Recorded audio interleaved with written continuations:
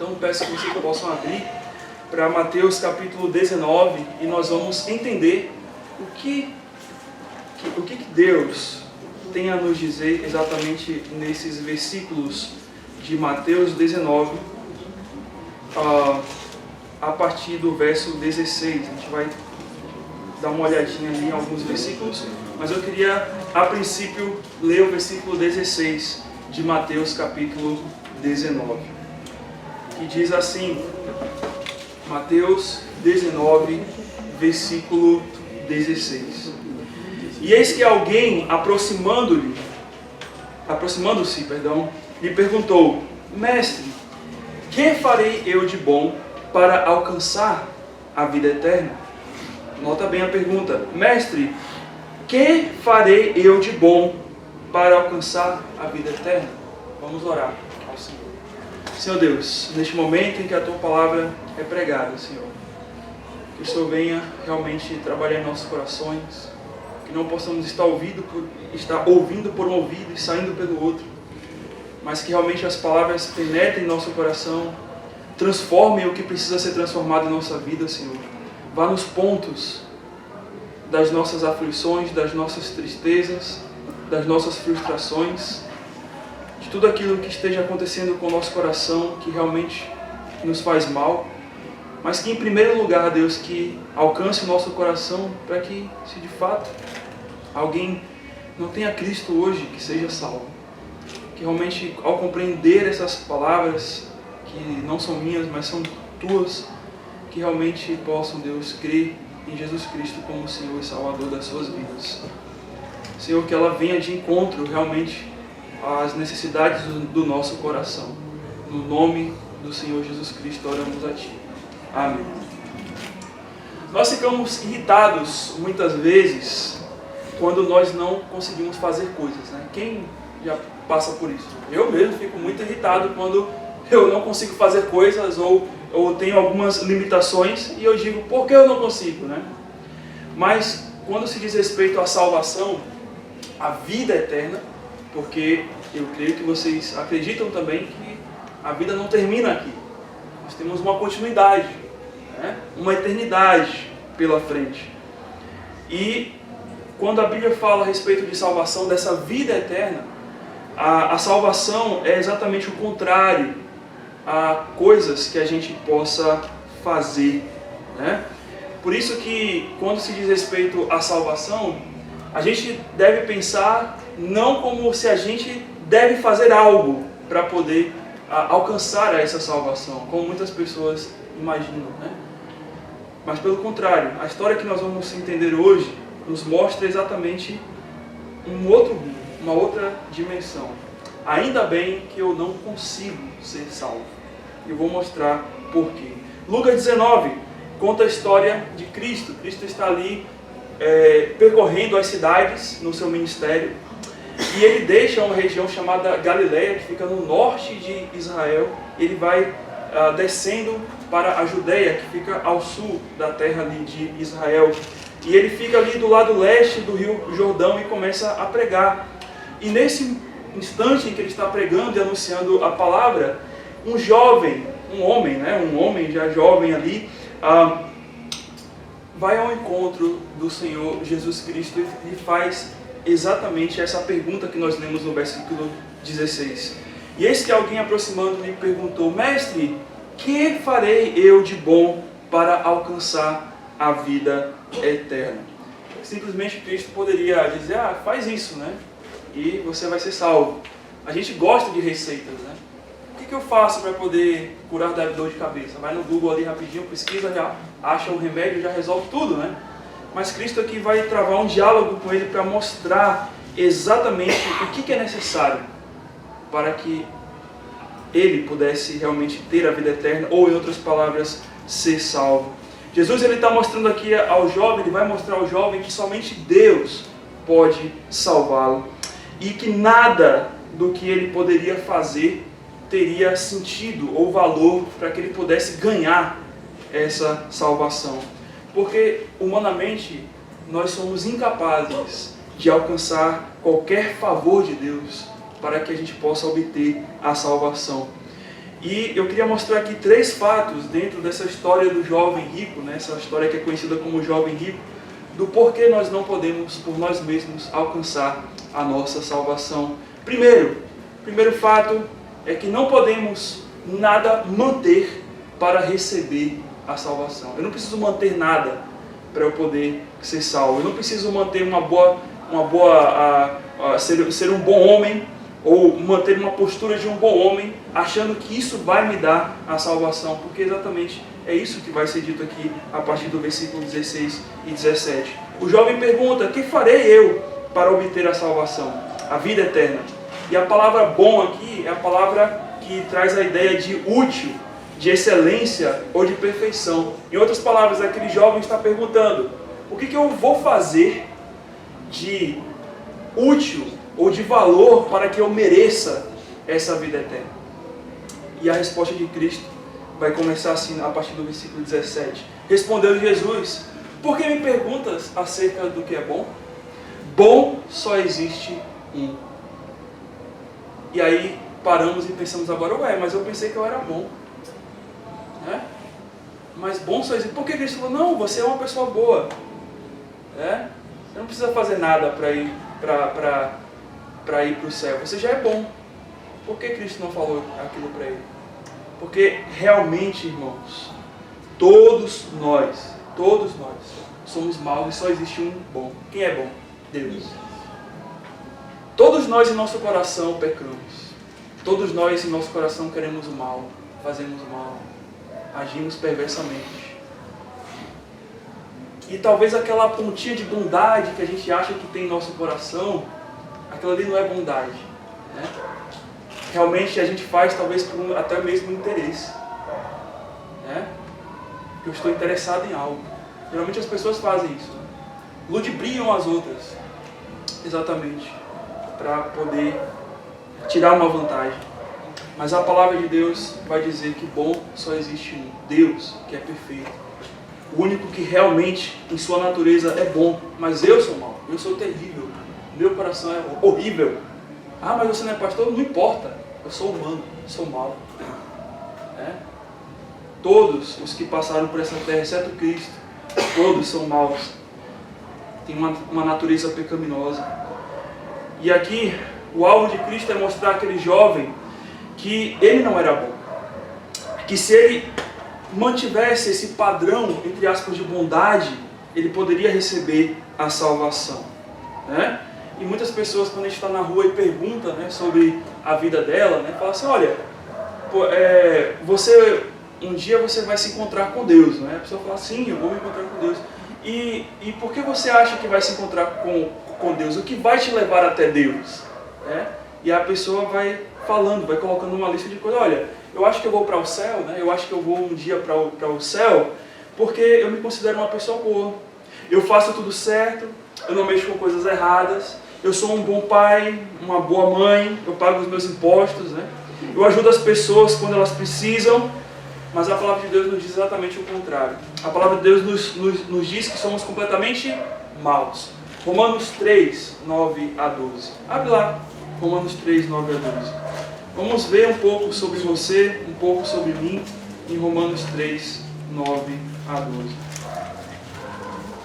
Lá vai dizer o seguinte, Romanos 3, 9 a 12. Que se conclui? Temos, pois, qualquer vantagem? De forma nenhuma. Pois já temos demonstrado que todos, tanto judeus como gregos, estão debaixo do pecado. Como está escrito: não há justo, nenhum sequer. Não há quem entenda, não há quem busque a Deus.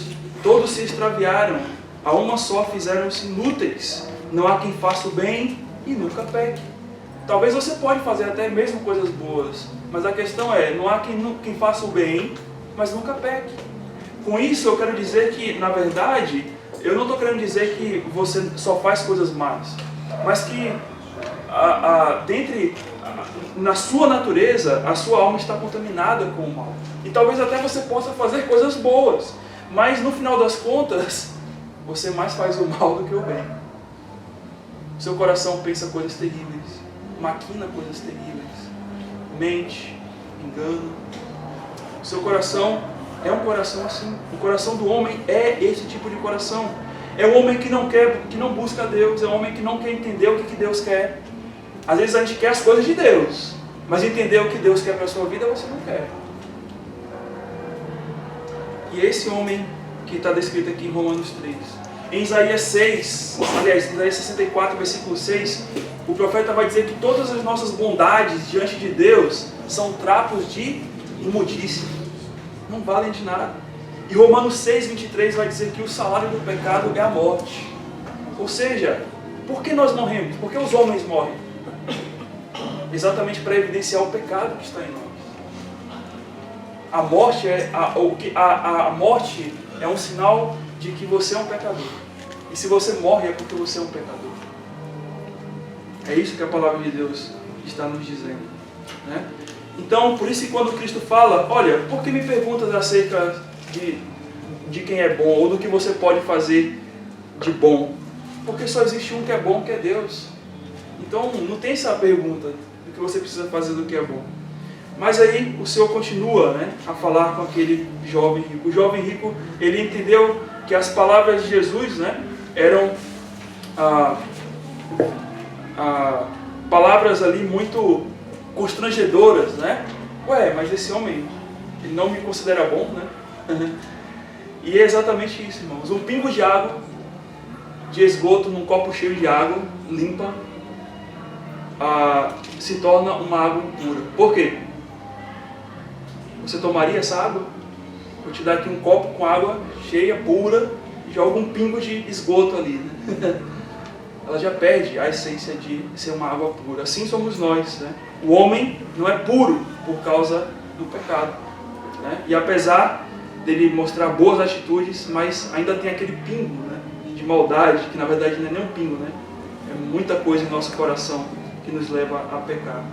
Não podemos então manter qualquer padrão de bondade para obter a vida eterna, porque nós temos uma natureza pecaminosa. Então não vamos para o céu porque nós fazemos coisas boas. Não vamos. A palavra de Deus diz o contrário a isso. Mas também Cristo vai mostrar uma outra coisa àquele jovem, né? Um segundo fato a respeito do porquê ele, por si só, não poderia chegar à salvação. E o fato está no versículo 17 de Mateus capítulo 19. Quando Cristo diz ali, no finalzinho do versículo 17, se queres, porém, entrar na vida, né? E aí Cristo vai manter um diálogo com ele agora. Guarda os mandamentos. Opa, e aqui talvez ele deve ter ficado, né? Uau, então é só guardar os mandamentos, né? Que eu vou entrar na vida eterna, né? E Cristo vai mostrar exatamente que não se pode cumprir nada para merecer a salvação, né? Mas por que Cristo falou para ele, se você quer a vida eterna, guarda os mandamentos? Cristo, ele estava querendo aqui chegar ao ponto, ao coração daquele jovem, do porquê aquele jovem rico, né, como ele vai ser descrito ali depois, ele queria a salvação pelos seus próprios esforços, né? E aí Cristo depois no versículo 18 vai dizer, ele vai perguntar ali, né, o jovem rico, e ele disse então, quais? Ele queria saber quais são os mandamentos que eu tenho que cumprir para ser salvo. E aí Cristo responde a ele, não matarás, não adulterarás, não furtarás, não dirás falso testemunho, honra teu pai e a tua mãe, e amarás o teu próximo como a ti mesmo. Aí a pergunta é, são todos os mandamentos aqui? Não. Né? Quantos mandamentos são citados aqui? Ele cita apenas 5 mandamentos dos 10. Né? Por quê? Porque todos esses mandamentos que estão aqui diz respeito a uma conduta do homem para com o homem. Não matarás. Eu só posso matar quem? Um homem, né? Alguém, no caso do mandamento aqui, é alguém semelhante a mim. Não furtarás, eu só posso furtar a quem? A uma pessoa. Não dirás falso testemunho, a mesma coisa, é para uma pessoa. Honrar pai e mãe são pessoas. E amarás o teu próximo como a ti mesmo, o próximo é pessoas. Né? Por que ele não citou que nós devemos amar a Deus sobre todas as coisas, né? Ou ter a Deus como único Deus? Né? E outros mandamentos ali. em diante. Mas a questão é que Cristo ainda, além disso, além de citar somente 5 mandamentos, ele esconde o último mandamento, que é o mandamento do não cobiçarás. A gente vai entender mais lá na frente. Ele esconde esse mandamento do não cobiçarás de propósito, né? E aí no versículo 20, o jovem rico, com toda a sua força, né? Com todo o seu ânimo, porque Cristo falou para eles, só guarda os mandamentos. E ele, como um bom judeu, qual a resposta dele no versículo 20? Replicou-lhe o jovem, tudo isto tenho observado. O que me falta, hein? Tudo isso eu tenho feito. Eu tenho guardado todos esses mandamentos aí. Não tenho matado, não tenho furtado, não tenho falado mal de ninguém, não tenho, né? Eu tenho amado os outros. O que me falta, né? O que me falta ainda? O que me falta ainda? Aquele jovem, ele não enxergava o que Jesus tinha para tramar, né? Ali, para levar ele aonde ele queria chegar. E Cristo então vai dizer no versículo 21, se querem ser perfeito, se querem ser perfeito, ou em outras palavras, de fato, ter a salvação, a vida eterna, né? Essa vida que é perfeita, vai, vende os teus bens, dá aos pobres e terás um tesouro no céu. E depois segue. E agora? Agora fica complicado, né? Agora fica muito complicado. Por quê? Porque no versículo 22, o jovem rico ele vai dizer o seguinte, né? Quer dizer, o diálogo que vai dizer a respeito do jovem rico. Tendo, porém, o jovem ouvido esta palavra, o que aconteceu? Retirou-se triste, por ser dono de muitas propriedades. Por ser dono de muitas propriedades. Ou seja, aquele jovem, ele não cumpria qual mandamento? O último, né? Aquele que Cristo omitiu. Porque Cristo já sabia o coração dele. Era um coração cobiçoso, né? E com certeza, por causa da cobiça dele, ele não cumpriria o amar ao próximo, né? Que é dar tudo, né? Vender tudo e dar para os outros, né? Claro, Cristo aqui não está falando um mandamento realmente genuíno para ser salvo. Para ser salvo você não precisa vender tudo e dar aos pobres. Porque novamente a salvação não é merecida. Não é porque eu faço coisas, né? A gente vai chegar lá. Mas a questão que Cristo quer mostrar aqui é exatamente o coração daquele homem, né? O coração daquele homem. Quando Cristo fala seguir, né? Jesus Cristo utiliza essa palavra com muita força.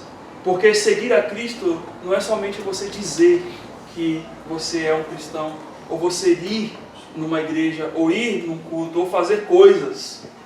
Mas seguir a Cristo diz respeito a você se identificar com a vida dele. Diz respeito a você seguir o exemplo dele, tanto na sua vida como na morte. E a ordem que Cristo dá àquele jovem, né, realmente parecia um peso grande, e ele realmente não cumpriria. Mas o que Cristo queria mostrar era exatamente isso, de que o coração daquele jovem não estava disposto a seguir a Cristo. Porque se de fato ele fosse seguir a Cristo, ele prontamente, tá bom, eu faço isso que você quer, só para poder seguir a você. Né? Podemos entender então que aparentemente cumprir uma vida religiosa, como aquele jovem fazia, né? Ele cumpria coisas, ele guardava coisas, né? Ele tinha roupa de crente, ele tinha uma Bíblia de crente, né? Ele ia para cultos de crente, ele tinha uma vida toda religiosa como qualquer pessoa cristão fazia, ou melhor, judeu, né? Mas como qualquer um de nós hoje talvez faz. Seguia ritos, seguia religiosamente as coisas, mas o coração dele era o quê? Mal, era terrível. Porque não é isso que vai dar, no fim das contas, a vida eterna. Ou seja, não é porque você cumpre regras, não é porque você está numa igreja, não é porque você se intitula um cristão, canta louvores, toca hinos, oferta, ajuda nas diversas atividades da igreja, serve na igreja em várias coisas, que você vai ser salvo no final das contas. Porque tudo isso é insuficiente para atrair qualquer merecimento seu para Deus, para você receber a vida eterna. E o último fato dessa história aqui do jovem rico, que mostra que nós somos insuficientes para obter a vida eterna pelos nossos esforços, é o fato de que não podemos nada ter para ganhar a salvação.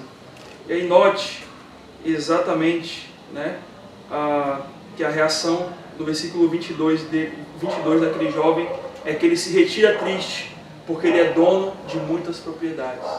Ou seja, ele é alguém rico, ele é alguém que não quer perder nada, né? Ele é alguém que tem um Deus muito maior do que o Deus que ele está dizendo que acredita, que é o Deus que é o dinheiro, né?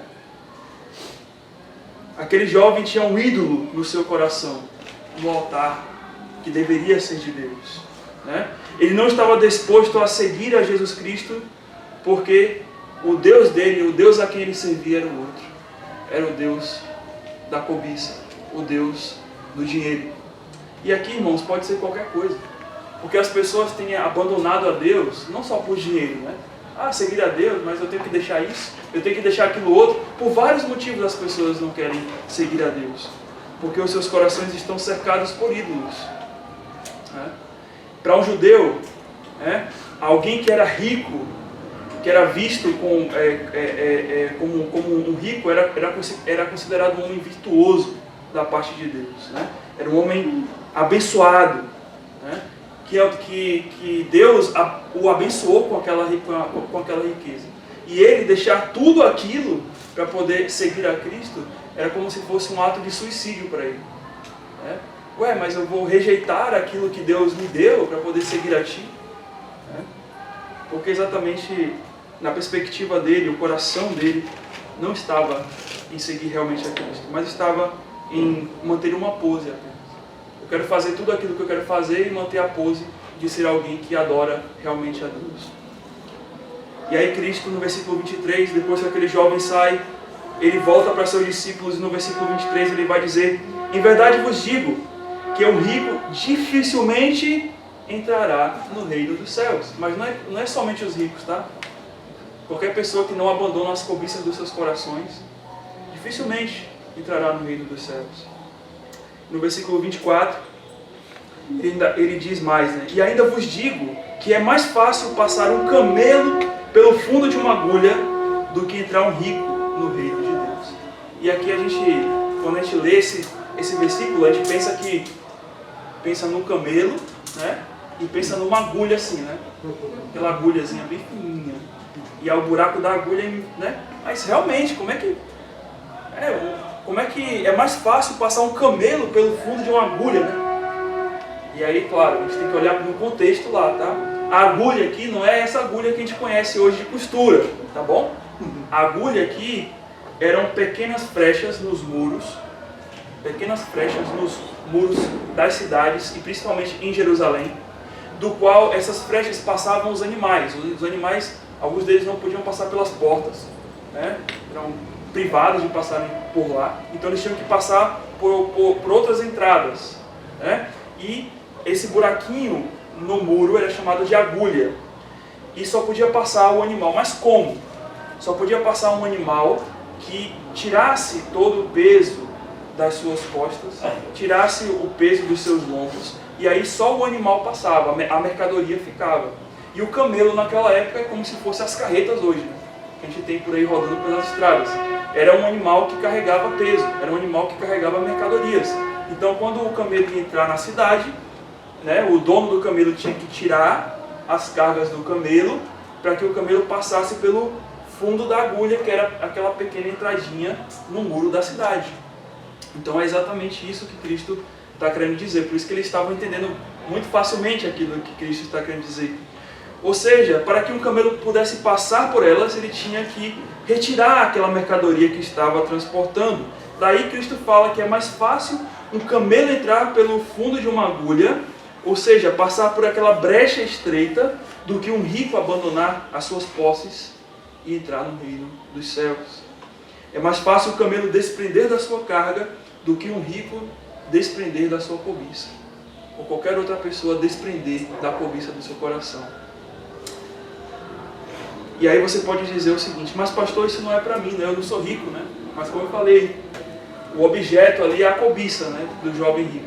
Mas pode ser qualquer coisa que te impeça de chegar a Deus. Pode ser qualquer coisa em seu coração que você cobiça, do qual é o seu ídolo, do qual é o Deus do seu coração, do qual te impede exatamente de poder entregar a sua vida ao Senhor Jesus Cristo. Aquele jovem, ele negou a oportunidade de ter a vida eterna através de Jesus Cristo por causa dos seus bens, ou dos bens dessa vida. E a pergunta é: e você? Você está ouvindo a palavra hoje? Você está vendo que você é insuficiente de chegar até Deus por suas próprias obras? Que você, o seu coração é mau, o seu coração tem ídolos, o coração do homem é assim. E Cristo está querendo te mostrar essa verdade, de que você pode sair desse estado em que você se encontra. Ele está te mostrando uma oportunidade hoje, de que você se volte para Ele. Mateus 16, 26, Ele vai nos exortar dizendo: pois que aproveita o homem ganhar o mundo inteiro e perder a sua alma. Quantos aí ricos, né, ganharam multidões, milhões de dinheiro, né? Casas, mansões, bens, e no final se mataram, infelizes, né? E aí Cristo fala que aproveitaria o homem ganhar o mundo inteiro e perder a sua alma? Ou que dará o homem em troca da sua alma? Lá em Mateus 6, 19 a 21, ele ainda continua dizendo, ele dá uma ordem aqui: não ajunteis tesouros na terra, onde as traças e ferrugem tudo consomem, onde os ladrões minam e roubam. Todo dia a gente está vendo isso daí, né? As coisas perdem o valor, ou então pessoas vão e nos roubam. Mas ajuntai tesouros no céu, aonde a traça e nem a ferrugem consomem, e onde os ladrões não minam nem roubam, porque onde estiver o vosso tesouro, aí estará o teu coração. Aquilo que você gasta mais tempo na sua vida é onde está o seu coração, é o seu tesouro. E lá em Lucas 12, 20 a 21 vai dizer: mas Deus lhe disse, louco, esta noite te pedirão a tua alma, e para quem tens preparado? Ou seja, sabia que você poderia morrer hoje? Você pode morrer hoje? Isso é uma realidade para todos nós, humanos. Todo dia a morte está à nossa frente. Liga a TV, morreu 3. De manhã, né? Meio-dia, morreu 4. Liga à noite, morreu 7. Todo dia assim. O pessoal fala que a morte tem senha, né? Mas essa senha ninguém sabe quando é a minha ou a sua vez. Mas a questão é, a palavra de Deus diz: olha, pedirão a tua alma. A gente vai ter que enfrentar um dia isso. Mas a questão é, e depois?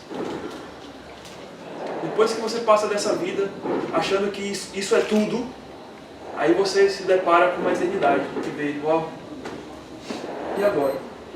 E a eternidade que te espera são duas eternidades: ou a eternidade com Deus no céu, a vida eterna, ou a eternidade na condenação eterna. São esses dois tipos de eternidade que te espera. E a pergunta é: para onde você vai? Qual delas? Ah, mas eu acho que eu sou bom e eu vou para... Não, a gente acabou de ver que ninguém é bom. Todos pecam. E todos são merecedores não da vida eterna, mas da morte eterna. E aí, para completar, os discípulos no versículo 25 vão dizer: ouvindo isto, os discípulos ficaram grandemente maravilhados e disseram: sendo assim, quem pode ser salvo? O próprio discípulo falou: olha, se para esse jovem rico, que ele tem todas essas posses, que ele cumpre toda a lei, ele não vai ser salvo? E nós aqui, que não somos nada, somos pobres, que não temos nada, não temos recurso, não temos... E agora? E aí a solução vem agora. Aí Cristo, no versículo 26, vai dizer: Jesus, fitando neles o olhar, disse-lhes: isto é impossível aos homens, mas para Deus tudo é possível. Tudo é possível. Ou seja, irmãos, quando Cristo está falando tudo é possível, É porque Deus nos tornou possível a salvação pelo Evangelho. Aonde eu encontro isso? Em João 3,16 a 18. Porque Deus amou o mundo de tal maneira que entregou o seu Filho unigênito, para que todo aquele que nele crê não pereça, não vá para a condenação eterna, mas tenha a vida eterna. Porque Deus enviou o seu Filho ao mundo não para que condenasse o mundo, mas para que o mundo fosse salvo por ele. Quem crer nele não é condenado, mas o que não crê já está condenado, porquanto não crer no nome do unigênito Filho de Deus. Ou seja, a questão aqui é, somente em Cristo, a providência de Deus para salvar o homem, que podemos ter uma eternidade na vida eterna, não uma eternidade na morte eterna. Então, não confie que você vai para o céu porque você tem bondade. Não confie que você vai para o céu porque você faz coisas boas ou porque você é alguém que não mexe com coisas más. Não confie porque você é religioso. Isso não vai te levar para o céu. O que vai te levar para o céu é crer em Jesus Cristo como seu Senhor e Salvador. Em Lucas 12:5, para terminar, Cristo vai nos falar um versículo aqui que é profundo, que você precisa ficar atento. Mas eu vos mostrarei, Lucas 12:5, a quem deveis temer. Temei aquele que depois de matar tem poder de lançar no inferno. Sim, vos digo, esse temei. Quem é esse? Deus. Ele é o dono da minha e da sua vida. Eu tenho que temer a Ele, porque Ele é capaz de me lançar no inferno, na condenação, como nós acabamos de ver, pelo fato de que eu não criei no Filho de Deus, em Jesus Cristo, como meu Senhor e Salvador. Mas hoje, a oportunidade está aí.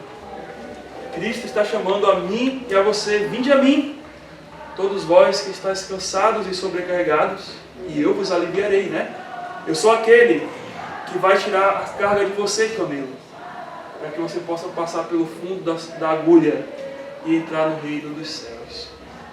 A salvação, irmãos, meus amigos, também é alcançada através da sua entrega total do seu coração a Jesus Cristo, crendo nele como seu Senhor e Salvador. E esse exato motivo por que Jesus Cristo veio. Por que Jesus Cristo veio? Porque Jesus Cristo morreu numa cruz para só ficar de enfeite nas paredes? Não. Ele morreu, ele foi naquela cruz para morrer por mim e por você, para pagar a pena dos nossos pecados. Porque ele veio exatamente por isso, porque não teríamos condição de pagar a pena pelos nossos pecados. Somente ele poderia fazer isso. Então, quando ele morre ali na cruz, ele morre para salvar a mim e a você, para pagar o preço pelos meus e pelos teus pecados. Vamos orar ao Senhor neste momento. Senhor Deus, nós agradecemos, porque não é pela nossa força que seremos salvos, mas pela graça imerecida, do qual o Senhor, como diz João 3,16, enviou o teu Filho para nos salvar. O que era impossível a nós, Senhor, o Senhor tornou possível. Como Cristo diz, isto é impossível aos homens, mas é possível para Deus. E exatamente, Deus, hoje podemos abrir a Tua Palavra e ver isso. Que não conseguimos pela nossa força alcançar a vida eterna, mas que o Senhor providenciou a Jesus Cristo para fazer isso por nós. Que possamos apenas confiar, Deus, nele, crer que Ele é o Salvador. No nome de Cristo. Ajuda, Deus, trabalhe no coração, nas vidas. Se talvez há alguém que precisa crer em Jesus Cristo como seu Senhor e Salvador, que o Teu Espírito Santo toque nos seus corações e assim possa receber, Deus, a Cristo como Senhor e Salvador das suas vidas. Em nome do Senhor Jesus Cristo. Amém.